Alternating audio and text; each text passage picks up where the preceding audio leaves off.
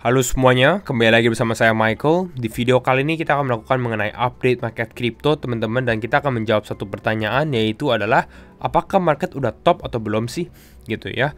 Nah, kita akan bahas lebih dalam di video ini. Kita juga akan lihat secara update beberapa berita terbaru juga mengenai market kripto. Jadi kalau kalian suka video ini, jangan lupa untuk like juga teman-teman, karena support kalian sangat berarti. Jadi bisa pencet aja tombol like-nya. Kalau subscribe belum juga bisa subscribe juga. Dan ya, kita langsung masuk dulu aja ke dalam intronya terlebih dahulu ya.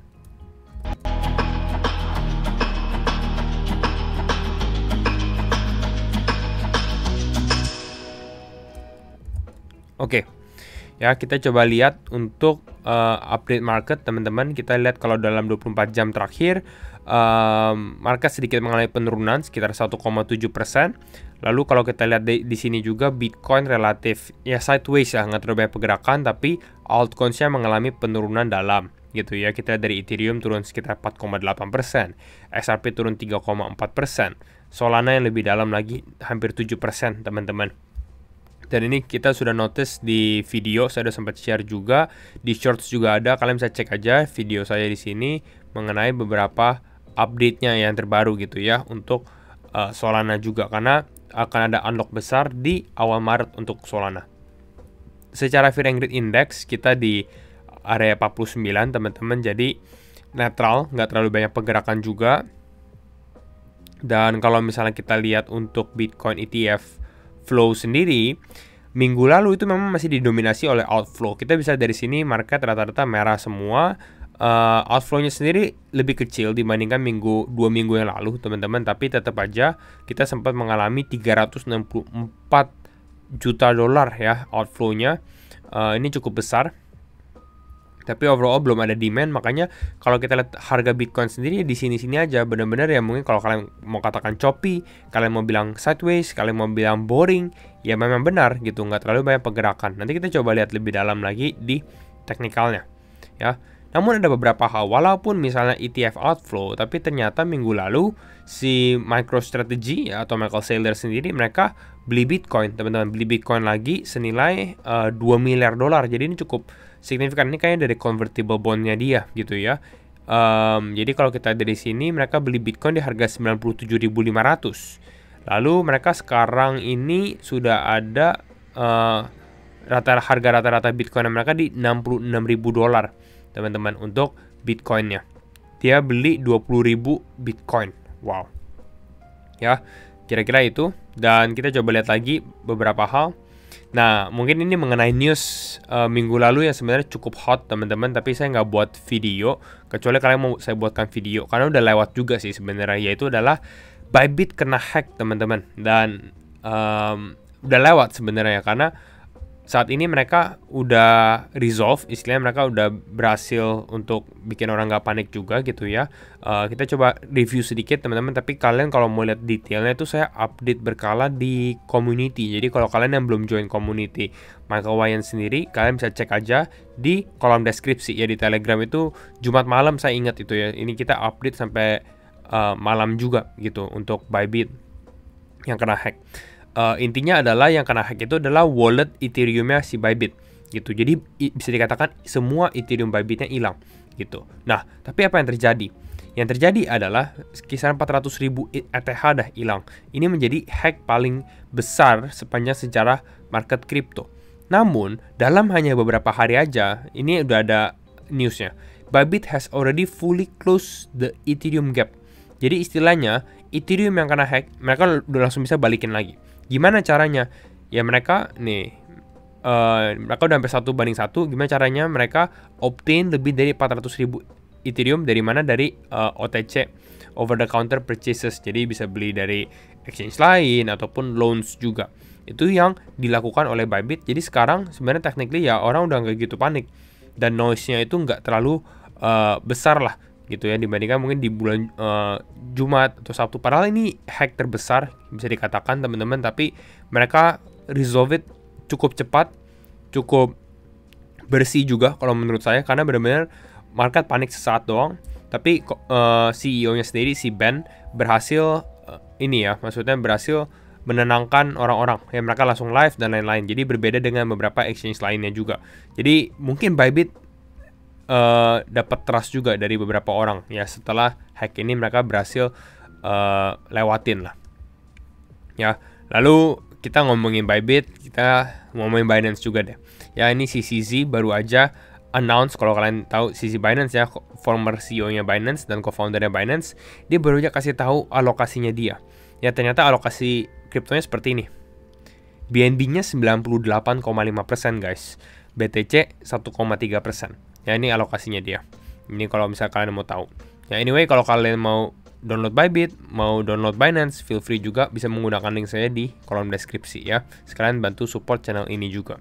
Nah, tadi kita ada sempat review ya mengenai each bar yang mengalami kenaikan lumayan di saat market merah. Alasannya kenapa? Ya, salah satu alasannya adalah karena Canary ya, salah satu funds juga, mereka file untuk H-bar spot ETF gitu, makanya langsung naik ya. Tapi ini bisa kalau news kayak gini nggak akan terlalu bertahan terlalu lama ya, kecuali memang market shifting trennya mulai naik juga. Tapi saat ini market masih choppy ya, mungkin ya nggak akan terlalu pump besar, pumpnya 4,8% aja ya. Nah, kita kembali ke dalam judul video ini juga, dan main topiknya yaitu adalah apakah bull market udah terjadi, apakah market udah top gitu ya. Nah, ini kita akan lihat teman-teman. Salah satu indikator yang kalau kalian belum tahu itu ada di CoinGlass, ini free juga, kalian bisa cek aja. Ini ada namanya Bull Market Peak Indicators. Jadi dia compiling semua indikator jadi satu ya. Jadi ada 30 indikator di sini gitu ya. Dan kalian bisa lihat untuk saat ini 0 dari 30 udah ke hit. Jadi bisa dikatakan kalau misalnya dari indikator ini kita belum top. Masih ada potensi mengalami kenaikan lagi di tahun 2025. Benar nggak sih? Ya kalau saya pribadi saya masih melihatnya gitu ya. Tapi memang kalau kita lihat secara price action, khususnya di altcoins, mungkin kalian sedikit pesimis. Dan itu normal karena ya orang-orang ya mungkin karena mental juga ya, karena market mengalami penurunan. Tapi kalau kalian udah lama, mungkin kalian udah get used to it ya. Mungkin seperti saya udah lebih berasa normal aja gitu. Nah, tapi kita bisa lihat lah di sini ada 30 indikator dan satu pun aja belum kena hit, teman-teman. Contoh deh, misalnya ini price cycle top indikator. Ini kalian bisa buka. Misalnya buka nih indikatornya. Oh, indikatornya seperti ini. Ini indikator PI, yang artinya dia melakukan yang di sini dia ada dua garis, yaitu adalah garis daily moving average 111 sama 350 daily moving average, tapi dikali dua. Nggak tahu kenapa, kalian kalau mau lihat lebih dalam, kalian cek aja di sini indikator overview-nya, kenapa mereka pakai ini dan lain-lain ya. Ternyata mereka pakai ini karena kalau 350 dibagi 111 itu 3,15, dan ini mirip dengan PI indikator, makanya namanya PI indikator, PI cycle top indikator. Dan kalau kalian lihat ketika dua garis ini mereka crossing, ini rata-rata udah masuk bear market.